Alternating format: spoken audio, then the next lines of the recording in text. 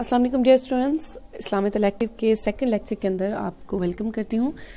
हम तफसीर की एग्ज़ाम के हवाले से लेक्चर नंबर 3 के अंदर तफसीर बिल मासूर को डिस्कस कर चुके। अब इस लेक्चर के अंदर जो है तफसीर बिल राय को डिस्कस करेंगे और सबसे पहले जो है तफसीर बिल राय की तारीफ की तरफ चलते हैं।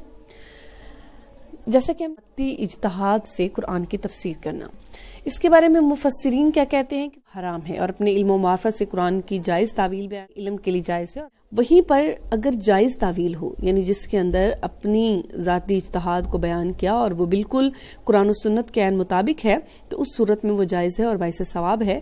और हज़रत इलामा सुलेमान जमल रहमतुल्लाह अलैह फरमाते हैं कि शराइत के साथ तावील बिल राय यानी राय से तावील के जवाज़, जबकि तफसीर बिल राय यानी राय से तफसीर के नाजायज़ होने में राज ये कि तफसीर तो अल्लाह ताला ने इस कलमे के यही माना मुराद लिए हैं और ये बगैर बताए जायज़ नहीं है के लिए जो है ये जो इज्तिहाद करते हैं, ज़ाती इज्तिहाद करते हैं, उसके हवाले से मैं एक छोटी सी बात आपको बता दूं कि इज्तिहाद करना यानी मुफस्सर जो तफसीर लिखने वाले होते हैं उसका इज्तिहाद करने के लिए ये चीज़ें जो है बहुत ज़रूरी हैं कि वो बंदा जो है लुगत का इल्म जानता हो, नहव और सरफ का इल्म जानता हो, असूल दीन का इल्म जानता हो, किरतों का इल्म जानता हो और बलागत का इल्म जानता हो, असबाब नज़ूल का इल्म जानता हो और नासिख और मनसूख का इल्म जानता हो।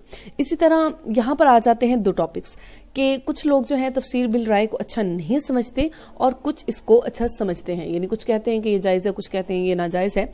अब जिनके नज़दीक ये नाजायज़ है उनके नज़दीक भी आयात से दलाइल दी गई हैं और अहादीस से, और जिनके नज़दीक ये जायज़ है उनके नज़दीक भी। आए सबसे पहले देखें कि जो लोग इनकार करते हैं उनकी क्या दलील है। वो कहते हैं, कुरान पाक की पहली आयत का बयान है कि वो कहते हैं वअन तक़ूलू अलल्लाहि मा ला तअलमून। अल्लाह कुरान पाक में फरमाता है कि तुम अल्लाह के बारे में वो बात कहो जो तुम नहीं जानते, हरगिज़ ऐसा नहीं करना। वला तक़फ़ू मा लैसा लका बिही इल्म, जिस बात का तुझे इल्म नहीं है वो बात बयान न कर। और दूसरी हदीस से जो वो दलील देते हैं वो कहते हैं कि जिस शख्स ने अपनी राय और इज्तिहाद से दुरुस्त बात कही तो भी गलती खाई यानी उसने बुरा किया। जो शख्स इल्म के बगैर कुरान में यानी कुरान के बारे में कुछ कहता है तो इसका ठिकाना दोज़ख है। हज़रत बकर सिद्दीक़ क्या कहते हैं इस हवाले से कि मुझको कौन सी ज़मीन उठाएगी और कौन सा आसमान मुझ पर साया फगन होगा जबकि मैं कुरान के बारे में वो बात कहूँ जो मैं नहीं जानता। यानी ये लोग कहते हैं कि ये हमारे पास दलाइल हैं, इसलिए जो है ना आप कुरान तफसीर बिल राय को एक्सेप्ट नहीं कर सकते। अब दूसरा आ जाता है वो लोग जो इस इज्तिहाद को मानते हैं और वो कहते हैं कि अफला या तदब्बर, क्या कुरान पाक में गौर नहीं करते या दिलों पर ताले पड़े हुए हैं। वो कहते हैं कि देखें कुरान पाक हमें खुद गौर फिक्र करने का हुक्म दे रहा है और किताबुन अंज़लनाहु इलैका मुबारकुन लियतदब्बरू आयातिही, ये बाबरकत किताब है जिसको हमें गौर फिक्र किया जाए। अब यहाँ पर इन दोनों के नज़दीक अलग अलग इनकी दलाइल हैं, तो इन दलाइल को आपने तफसीलन लिखना है और याद भी करना है असाइनमेंट के अंदर जो है। नेक्स्ट हमारे पास जो है तफसीर बिल राय की एग्ज़ाम है और ये दो एग्ज़ाम है, दो तरह की तफसीर राय हो सकती है यानी इज्तिहाद करना। एक मज़मूम होती है और दूसरी जायज़। अब ये जो मज़मूम है इसका मानी है नाकाबिल कबूल और बिल जो जायज़ है, जायज़ का मानी ये है कि वो तफसीर जो है काबिल कबूल है।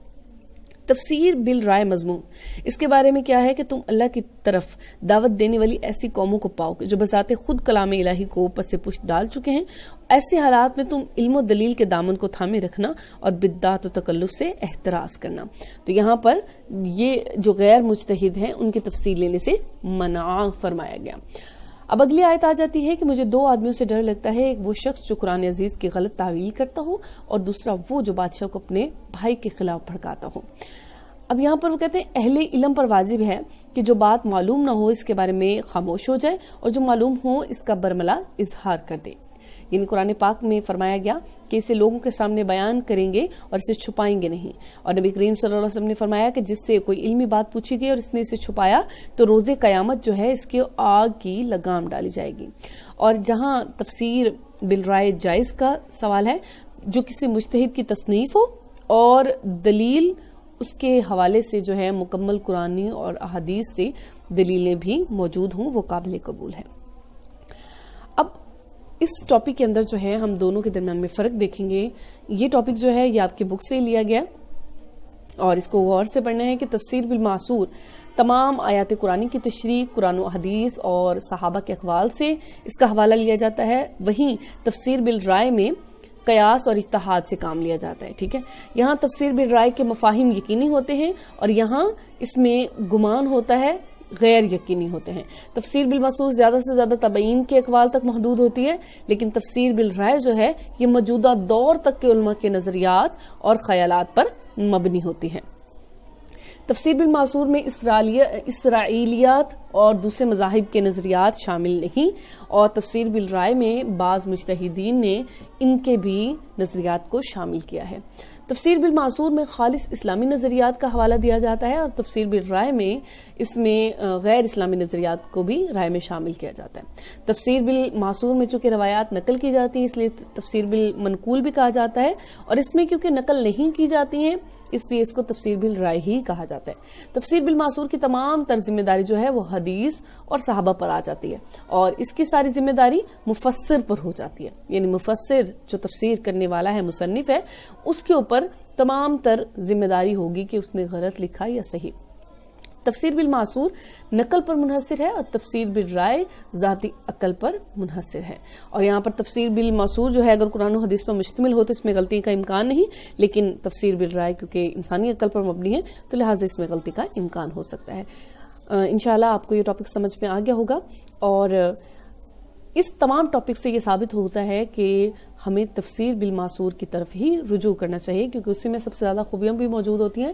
اور جب بھی آپ قرآن پاک کی تفسیر پڑھنے کا ارادہ کریں تو ایسی ہی تفسیر کا انتخاب کریں جس میں ذاتی رائے جو ہے وہ بہت کم موجود ہو، صرف اور صرف جو ہے جیسے تفسیر ابن کثیر ہے اور بھی اس کے علاوہ بہت سی تفاسیر ہیں جن کا ذکر ملتا ہے، تو ان تفاسیر کو پڑھیں جس کے اندر جو ہے تفسیر بالمأثور موجود ہو. جزاک اللہ خیرا.